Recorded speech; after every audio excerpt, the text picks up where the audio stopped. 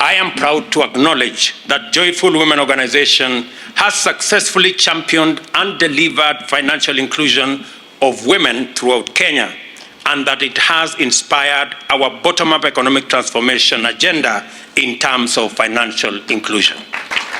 The organization has done much more, made greater strides, and achieved significant impact throughout Kenya.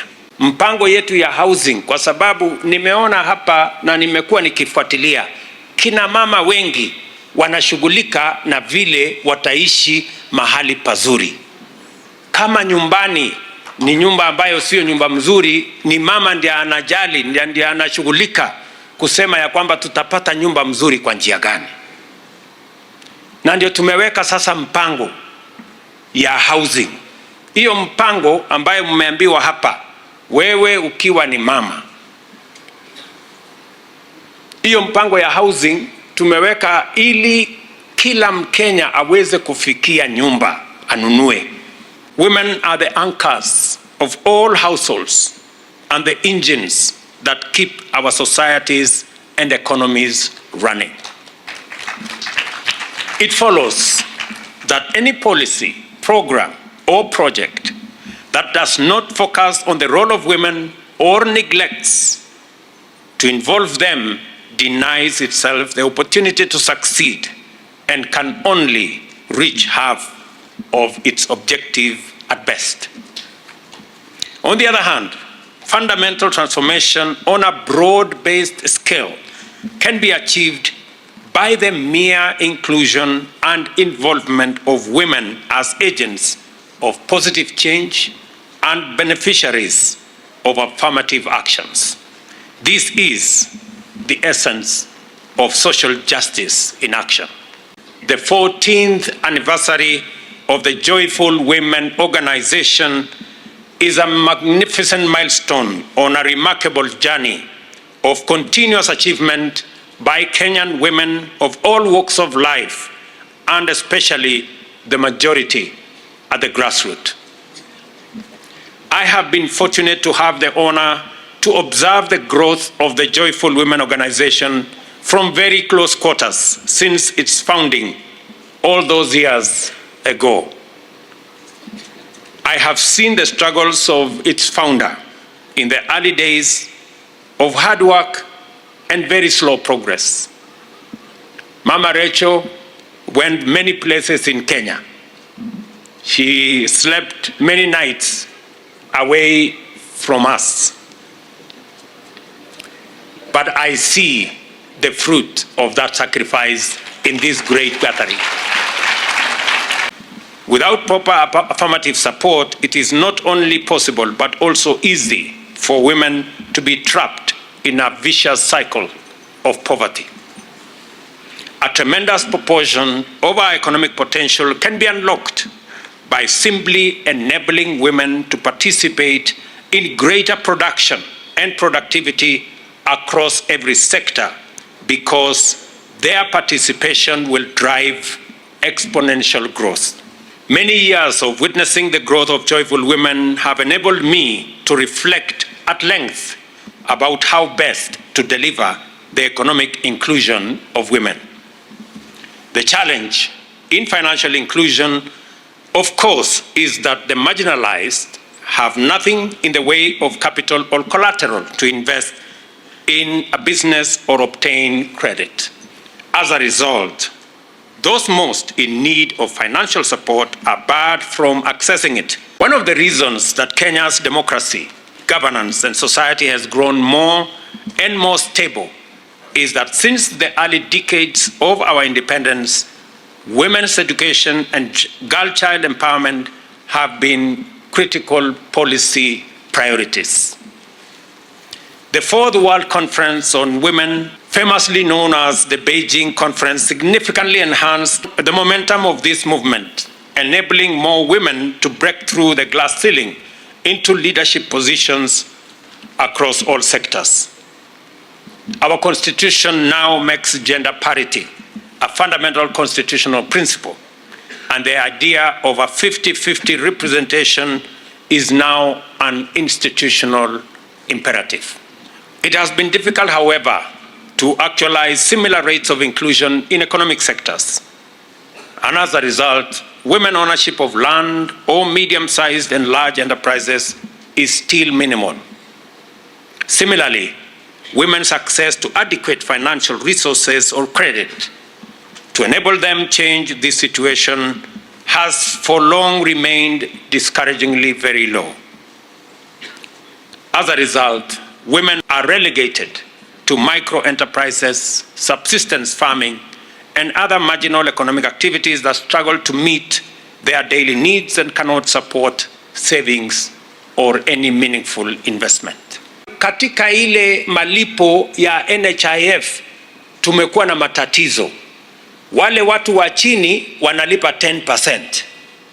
Mimi na wadosi hapa juu tunalipa 0.02%. Hapo hakuna usawa. Ndio sasa tumesema kuanzia wiki ijayo tutakuwa na mjadala Kenya ya vile tutalipia gharama ya bima ya afya. Mapendekezo yetu ni kwamba tuweke usawa. Kila mtu alipe 2.75%. Lakini tuko tayari kusikiza maoni ya Wakenya. Tunataka Wakenya watuambie hapana, nani alipe kiasi gani. Kwa sababu nia yetu vile niliwaeleza, wale wanalipa shilingi 500 saa hii kwa NHIF na mapato yao ni chini ya shilingi 10,000 kila mwezi. Tunataka tuwapunguzie kutoka 500 mpaka shilingi 300. Na mimi na hawa wadosi wengine ambaye mshahara yetu iko juu kidogo, si ndio? Sisi pia tulipe sawasawa na wale wa huko chini, tulipe pia 2.75%. One does not need to be a radical feminist to recognize that wealth and poverty, as well as empowerment and vulnerability, have a fundamental gender dimension to them. Although women form half of the world's population, they earn less, they own less, they do more, and work longer than men, regardless of whether they are in the developed or less developed countries. However, there is no doubt that women in the powerful industrial economies have it much better than their counterparts in our developing economies. Even so, it is a fact beyond all controversy that wherever there is failure at the public or social level, women are bound to be the hardest hit. Thus, even in war, or climate, or environmental disaster, poverty, disease, inequality, and marginalization disproportionately affect women negatively. Kwa sababu mnafanya sasa biashara na hamuna uwezo wa kuweka katika digital platform, teknolojia kati yenu iko chini kidogo. Sasa tutatumia pesa ya serikali kusaidia vikundi zenu ili tuwaweke katika digital platform. Na sio nyinyi peke yenu, wale kina mama wote wanaofanya kazi sokoni, wale vijana wote na wako na vikundi. Si tuko na vikundi nyingi pale sokoni? Pia tuko na vikundi nyingi ya watu wa bodaboda, pamoja na vikundi sasa zenu ya Joyfull. Nyinyi wote kuanzia Januari tunawapanga katika mtandao ya dijitali. Jambo la pili, ile pesa tumeweka ya serikali, pesa ya Hustler Fund na pesa ya Women Enterprise Fund. Katika ile kikundi yenu sasa haitakuwa ni ile pesa yenu peke yake mmesave. Sasa tutawapatia pesa ya Women Enterprise Fund na tutawapatia pesa ya Hustler Fund. We are going to double the resources available for every group depending on the amount of saving they have made. Tulipiga kura kwa njia tofauti. Tukapiga kura ambayo iliondoa ukabila katika taifa letu la Kenya. Na kina mama ndio wako mstari wa mbele katika kumaliza ukabila katika taifa letu la Kenya. Ya pili, tulipiga kura kwa njia ya amani ajabu. Mungu alitusaidia mara nyingi, na watu wengi walikuwa wanahofia kwamba pengine kukatokea maneno, lakini Mungu alitujalia, tukapiga kura, tukawa na amani na Mungu akatusaidia. Tunasema asante sana. Na ya muhimu ya tatu ni kwamba watu wengi walikuwa wanahofia kwa sababu kulikuwa na mazungumzo kwamba kuna kitu inaitwa deep state, ingine inaitwa system, ingine inaitwa sijui machinery. Watu wakashangaa, hii kura yetu kweli ndio itaamua ama ni ile system itaamua? Mungu ni nani jameni? Kura ya mama mboga na bodaboda ndio iliamua, sio system na hiyo ingine. Kama rais, nitaunganisha hawa viongozi wote kutoka sehemu zote za Kenya, kutoka vyama vyote za Kenya, tuungane tuweze kutekeleza maendeleo katika taifa letu, tuweze kubadilisha Kenya na tupeleke taifa letu la Kenya mbele, ili kupunguza changamoto ya afya pale chini.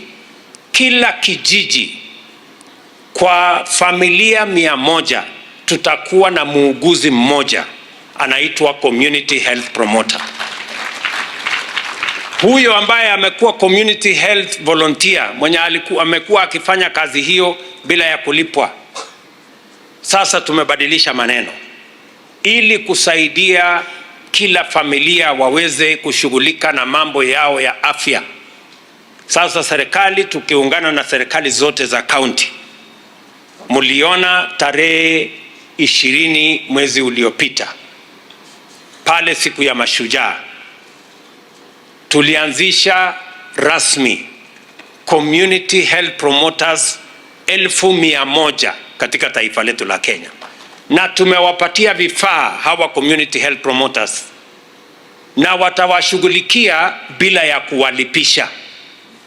Kila community health promoter anahitajika aje nyumbani kwako akupime. Tumempatia vifaa ya kupima sukari, ya kupima mambo ya pressure, ya kujua ugonjwa uko nayo ni gani, ya kupima mtoto wako ajue kama ako na weight ya kutosha, na vile vile wawapatie mawaidha ya vile mtashughulika na mambo yenu ya afya.